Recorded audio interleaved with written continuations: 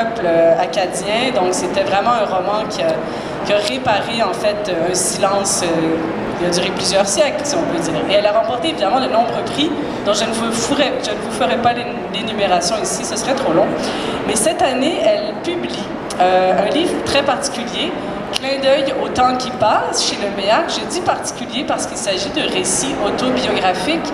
Et c'est la première fois qu'Anthony de Maillet donc, va dans ce genre de l'autobiographie. Donc, ce sont des récits de son enfance à bout de touche, mais aussi plusieurs épisodes marquants, donc la maladie de sa mère, un accident de jeunesse, mais aussi l'écriture de La Sagouine, comment c'est arrivé dans sa vie, cette pièce qui a été immortalisée par la comédienne Viola Léger, l'écriture de Pélagie Lacharette. Donc on découvre plein de choses, on retrouve l'écriture follement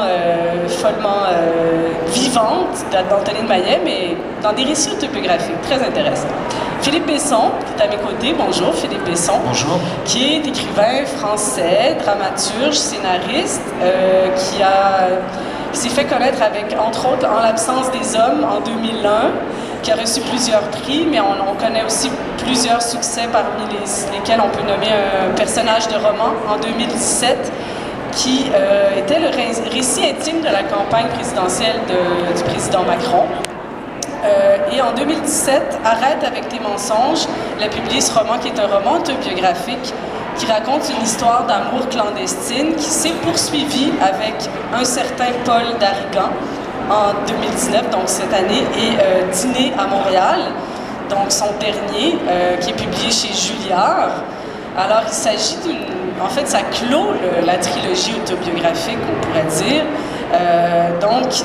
Alors ici, on est vraiment dans un huis clos. C'est donc un dîner à 4 où le narrateur qui retrouve son amant 18 ans plus tard, avec son amant qui est marié avec Isabelle, et lui, il est avec son amant du moment. Alors c'est le bilan des années passées ensemble, quels ont été les renoncements, les compromis. Donc c'est vraiment un huis clos qui se passe en une soirée très intense et très dense, on pourrait dire. Joséphine Bacon, bonjour, bienvenue. Bonjour. C'est un honneur de vous avoir avec nous. Joséphine Bacon, que vous connaissez sans doute aussi, qui est poète et réalisatrice, Inou de Bitiamit, qui habite à Montréal depuis 50 ans. Oui, déjà. Oui, voilà. déjà. Très montréalaise. C'est une auteure qui a une œuvre poétique qui a été saluée dans le monde entier. Elle a reçu cette année le prix culturel Samuel Champlain. Bravo, félicitations. Et elle a fait paraître des recueils de poésie chez Mémoire d'Encrier. Bâton à message en 2009 qui rendait hommage aux nomades amoureux des grands espaces. Un thé dans la toundra en 2013. Et son dernier recueil, qui est publié en 2018, c'est Uyesh quelque part, donc je vous montre la couverture. Un très très beau recueil de poésie, donc qui parle entre autres de la ville de Montréal, mais aussi surtout de la transmission du savoir des ancêtres, des anciens sur la mémoire nomade, évidemment. Alors, messieurs, mesdames, la question est, est-ce que vous avez déjà eu peur d'aborder certains sujets dans vos livres, dans vos œuvres? Et si oui, qu'est-ce que vous faites de cette peur? Est-ce que c'est un moteur? Anthony, oui. Oui, vous entendez pas bien? OK, alors je vais parler plus fort. La question est, est-ce que vous avez déjà eu peur d'aborder certains sujets dans vos œuvres? Si oui, lesquels? Est-ce que quelqu'un veut démarrer? Oui, allez-y. Oui, il y a des choses dont on ne peut pas parler. C'est les choses qu'on ne connaît pas. Ah, c'est sûr. Absolument. C'est une bonne réponse.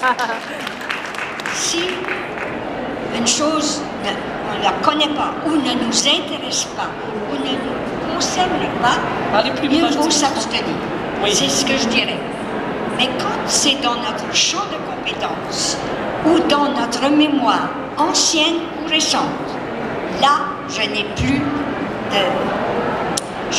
pas tellement de danger à affronter. C'est-à-dire, quand c'est des choses que je connais bien, il n'y a pas de sujet tabou pour un écrivain. C'est ça que je veux dire. Parce que les sujets tabous, on ne les a pas abordés, ou on ne les veut pas. Et quand je dis tabou, ça veut simplement dire parce qu'on ne les connaît pas. Alors, moi j'écris, je pars de 3 éléments. Je pars de ma mémoire ancienne et récente. Je pars de mon imagination, de mon monde à moi, mon monde imaginaire, que je connais, que je sais. Puis, il se peut que ce monde-là ne soit pas le vrai monde. Remarquez qu'en général, le monde imaginaire déborde le vrai monde. Ça ne veut pas dire qu'il n'est pas vrai. Il est vrai pour l'écrivain qui le raconte, parce qu'à ce moment-là, il scrute quelque chose qui n'a pas été dit par lui.